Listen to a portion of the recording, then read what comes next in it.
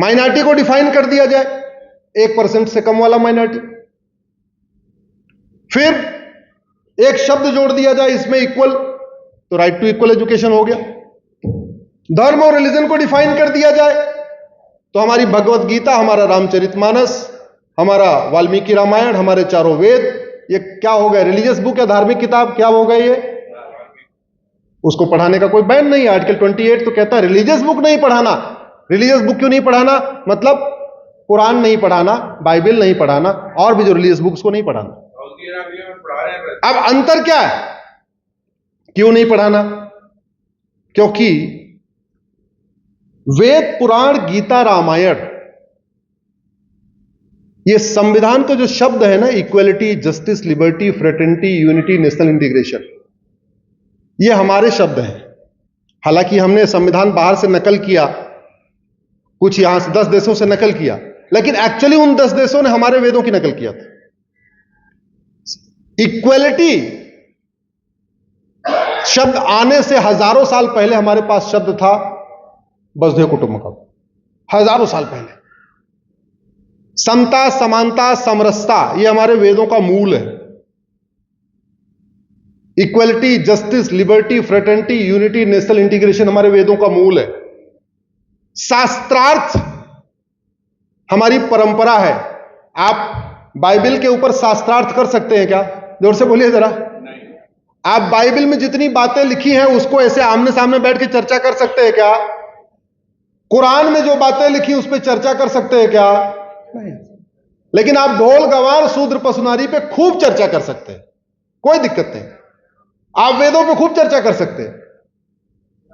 वेद विज्ञान है, योग विज्ञान है, यज्ञ विज्ञान है, आहार विज्ञान है, और हमारे पहले प्राइमरी के सिलेबस में ये सारे विज्ञान पढ़ाए जाते थे। वेद विज्ञान, यज्ञ विज्ञान, आहार विज्ञान, योग विज्ञान, अष्टांग योग, ये सब पढ़ाया जाता था। हमने पढ़ाना छोड़ दिया। नतीजा ये हुआ, हम बढ़ते चले गए, बढ़ते चले गए। भारत मेरी, अच्छा, समान शिक्षा लागू करना तो छोड़िए। 2012 में पर्सनल लॉ बोर्ड और देवबंद के लोग मिले कांग्रेस, राहुल गांधी से। गूगल करिएगा, आपको डिटेल मिलेगा। 2012 की खबर है, एक्सक्लूसिव खबर टाइम्स ऑफ इंडिया की। जब राइट टू एजुकेशन बना तो मदरसे भी इसके दायरे में थे। तो हो क्या रहा था कि जो शिक्षा अधिकारी है वो मदरसों में जाके ऑडिट कर सकते थे, मदरसों में जाके देख सकते थे पढ़ाने वाला कौन है, पढ़ने वाला कौन है, किताब कौन सी पढ़ाई जा रही है, वो सब कर सकते थे। उससे उनको बड़ी दिक्कत हुई। कभी सरस्वती शिशु मंदिर वाले नहीं गए सरकार के पास कहने कि एक काम करो, हमारे सरस्वती शिशु मंदिर को राइट टू एजुकेशन के दायरे से बाहर निकाल दो। कभी गुरुकुल वाले नहीं कहने गए हमारा बाहर निकाल दो। लेकिन पर्सनल लॉ बोर्ड और देवबंद गया और कांग्रेस ने उनकी बात मानी। राइट टू एजुकेशन के सेक्शन 1 में सब क्लास 4, 5 जोड़ा और जोड़ के मदरसों को राइट टू एजुकेशन के दायरे से बाहर निकाल दिया। नतीजा क्या हुआ? आज की डेट में मदरसे में क्या पढ़ाया जाता है सरकार को नहीं पता, कौन पढ़ाने वाला सरकार को नहीं पता, कौन पढ़ने वाला सरकार को नहीं पता, क्या उनका सिस्टम चल रहा है नहीं पता, कहां से फंडिंग आ रही कुछ भी नहीं पता। मैंने उस सेक्शन 1 सब क्लास 4, 5 को कोर्ट में चैलेंज किया हुआ है, मामला चल रहा है।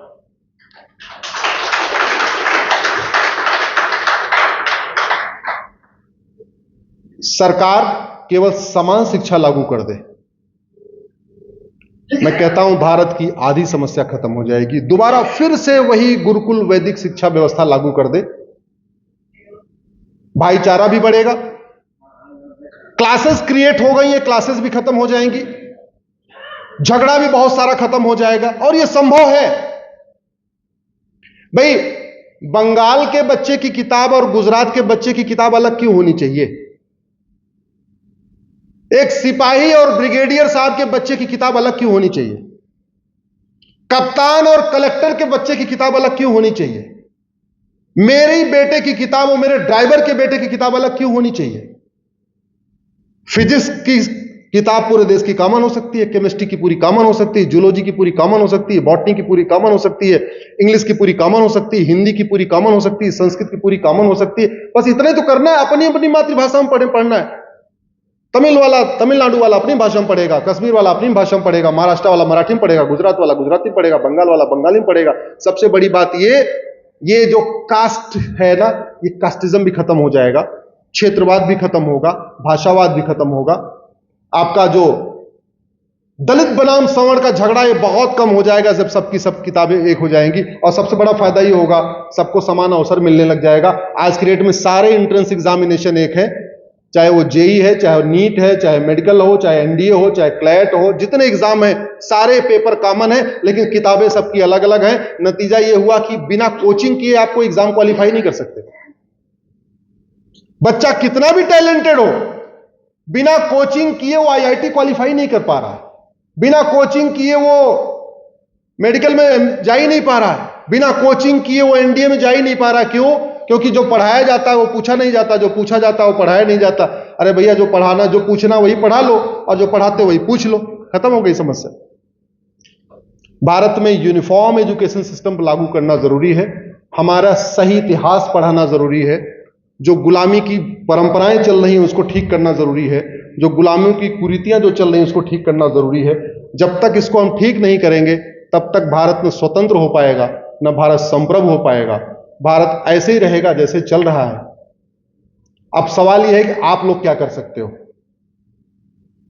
भारत की 80% समस्याओं का समाधान संसद से होना है, 20% समस्याओं का समाधान हाई कोर्ट सुप्रीम कोर्ट से होना है। हाई कोर्ट सुप्रीम कोर्ट का मोर्चा हमने संभाल रखा है, आपको ज्यादा चिंतन नहीं करना। लेकिन ज्यादा जो समस्या ठीक होनी है वो संसद से होनी है। तो क्या करें? हमसे बहुत लोग पूछते हैं कि हम क्या करें। आप तो आए, बोल के चले गए, हम भी चले गए, हम अपनी दुनिया में खो गए। अरे कम से कम फेसबुक पे 5000 लोग जोड़ लीजिए। मैं फेसबुक क्यों कह रहा हूं? क्योंकि कॉमन मैन, गांव का गरीब, किसान, मजदूर, वो फेसबुक यूज करता है, वो ट्विटर इंस्टाग्राम यूज नहीं करता। और ऐसे लोग भारत में 50 करोड़ है। भारत में सबसे ज्यादा फेसबुक यूज होता है, 50 करोड़ लोग यूज करते हैं। ट्विटर पे 5 करोड़ है, फेसबुक पे 50 करोड़ है, 1:10 का रेशियो है। ट्विटर पे एलिट क्लास है, मिडिल क्लास है, पढ़े लिखे लोग हैं। फेसबुक पे कॉमन मैन है, रिक्शे वाला, तांगे वाला, चाय की टपरी वाला, झोपड़ी वाला, झुग्गी वाला, कपड़ा धोने वाला, कपड़ा प्रेस करने वाला, सारे फेसबुक पे है। तो कम से कम उनको सही जानकारी मिलना शुरू हो जाए। फ्रेंड बनाते समय कोई कंजूसी मत करिए, अपने नाम के हिसाब से बना लीजिए। आपका नाम अगर कुलदीप यादव है तो सारे कुलदीप यादव को भी बना सकते हैं, कुलदीप को भी बना सकते हैं, यादव को भी बना सकते हैं। जिस नाम से आपको जिस पे बनाना है कोई मत करिए। दूसरा, इलाज संसद से निकलेगा तो महीने में कम से कम एक रविवार सांसद के पास मिलना शुरू करिए। जब तक आप सांसद से नहीं मिलेंगे, या सांसद से मिलेंगे केवल शादी का कार्ड देने के लिए, या सांसद से मिलेंगे केवल सेल्फी लेने के लिए, या किसी अपने व्यक्तिगत काम से मिलेंगे, तब तक भारत में कोई बदलाव नहीं आएगा। कड़वी बात बता रहा हूं। सांसद से मिलिए, विधायक से मिलिए, पहला शब्द बोलिए, अपने किसी काम के लिए नहीं आया हूं, भारत माता के लिए आया हूं, अपने काम के लिए नहीं आया हूं। क्या चाहिए? बोल दो भैया, हमारा कानून दुनिया का सर्वोत्तम क्यों नहीं है? हमारी यंग जनरेशन नशे में बर्बाद हो रही है, नशा तस्करों को फांसी देने के लिए कानून कब बनेगा? अवैध निर्माण बढ़ता जा रहा है, डेमोग्राफी बदलती जा रही है, अवैध निर्माण खिलाफ कठोर कानून कब बनेगा? बताओ। और उनसे यह भी कह देना, मैं आपको कह रहा हूं, अगर उनको प्राइवेट मेंबर बिल पेश करना होगा, बिल बना के मैं दूंगा, फ्री में दूंगा, एक पैसा नहीं लूंगा। माननीय सांसद जिस विषय पे लोकसभा राज्यसभा में बिल पेश करना चाहते हैं, उस विषय पे दुनिया का सर्वोत्तम ड्राफ्ट बना के दूंगा। ऐसा ड्राफ्ट बना के दूंगा जो सिंगापुर, अमेरिका, रूस, जापान, कोरिया सबको पढ़ के वहां की बेस्ट को ऑप्शन निकाल के दूंगा। भारत की सुरक्षा, आंतरिक सुरक्षा में बहुत बड़ा खतरा है, और वो खतरा राफेल से, अग्नि से, ब्रह्मोस से नहीं निपट सकते हैं। बांग्लादेश में सब कुछ था, प्रधानमंत्री छोड़ के भागे कि नहीं? जोर से बोलिए जरा। सुप्रीम कोर्ट के चीफ जस्टिस छोड़ के भागे कि नहीं? सारे बड़े बड़े ब्रिगेडियर ये वो छोड़ छोड़ के भाग रहे हैं कि नहीं? है कोई बचाने वाला? पाकिस्तान में क्या सिचुएशन है? कितने प्रधानमंत्री छोड़ छोड़ के भागे कि नहीं? अफगानिस्तान में तो जहाज का टायर पकड़ पकड़ के भागे, देखा होगा आपने कुछ दिन पहले।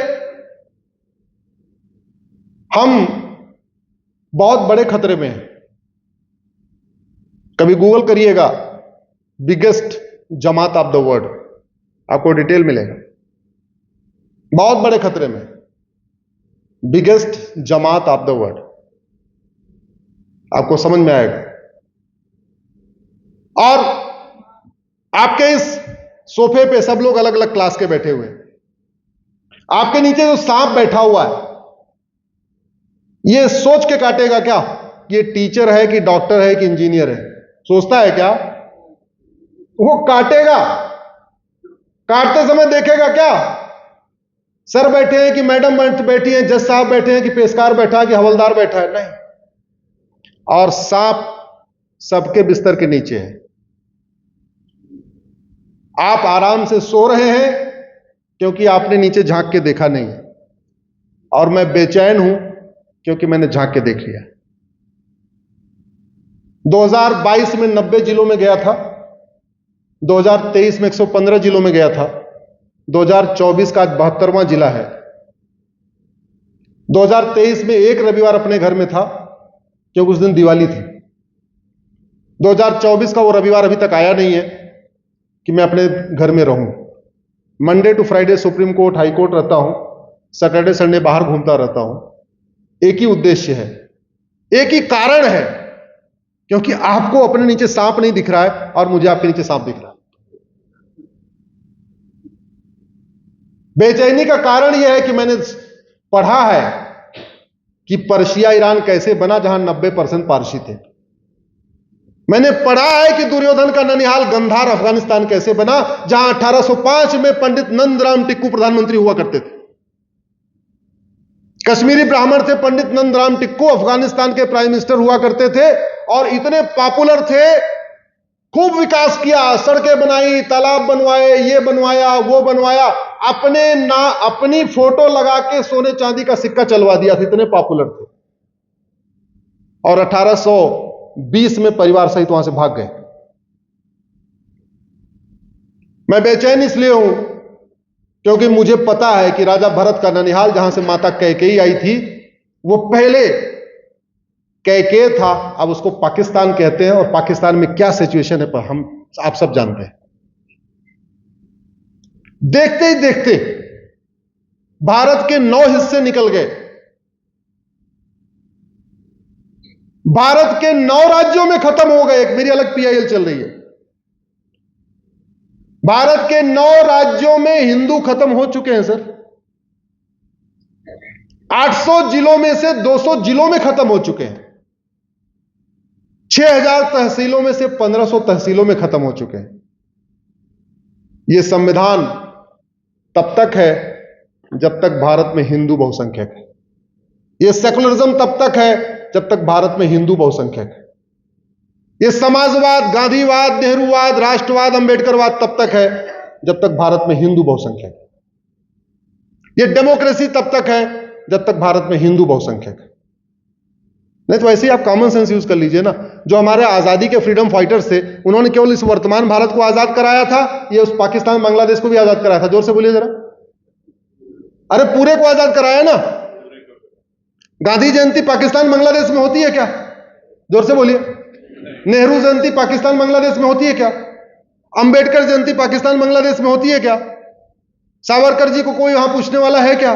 बाकी तो छोड़ो, भगत सिंह जी तो वहीं के रहने वाले थे, लाहौर के, फांसी भी वहीं हुई। भगत सिंह की जयंती मनाते हैं क्या पाकिस्तान में? नहीं, हम ही मनाते हैं। ये बात लोगों को समझ इसलिए नहीं आ रही है क्योंकि हमारी गुलामी की शिक्षा चल रही है। जब तक शिक्षा नहीं बदलेगी, जब तक गुलामी का इतिहास नहीं बदलेगा, तब तक हम भ्रम जाल में फंसे रहेंगे। इधर प्रॉब्लम, उधर प्रॉब्लम, उधर प्रॉब्लम, उधर प्रॉब्लम। जब तक शिक्षा सही नहीं होगी तब तक हमारी यंग जनरेशन भी दुनिया भर की चीजों में उलझी रहेगी, हम भी उलझे रहेंगे और हमें जातियों के आधार पर बांटा जाएगा। ये गांधीवाद, अंबेडकरवाद, पेरियारवाद, नेहरूवाद, फलानेवाद, ऐसे ये तोड़ने की पूरी साजिशें चलती रहेंगी। तरीका यही है कि सबसे पहले शिक्षा का भारतीकरण हो, समान शिक्षा लागू हो। इसलिए समय काफी हो चुका है, मैं आगे आगे कुछ बोलूंगा, आप पीछे से जोर से बोलिए, हमें चाहिए आजादी। वैसे ये वामपंथियों का नारा है, हमें चाहिए आजादी।